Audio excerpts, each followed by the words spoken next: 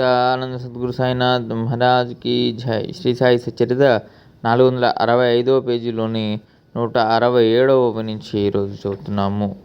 ఎవరు ఎలా ఎలా చేసుకుంటే అలా అలా అనుభవిస్తారు.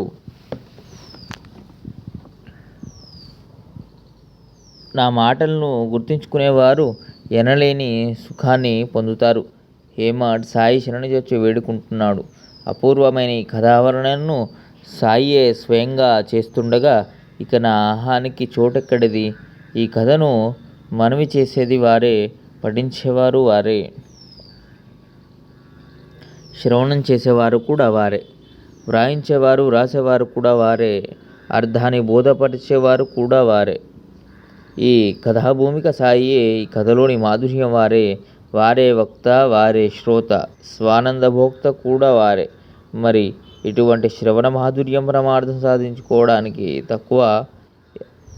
ఈ ఆనందాన్ని ఎల్లప్పుడూ అనుభవించే భక్తులు భాగ్యవంతులు. ఇక తరువాతి అధ్యాయంలోని సారాంశం అపారమైన సాయి యొక్క విభూతి మహిమను సజ్జనులైన శ్రోతల శ్రద్ధగా వినండి అని వేడుకుంటున్నాను.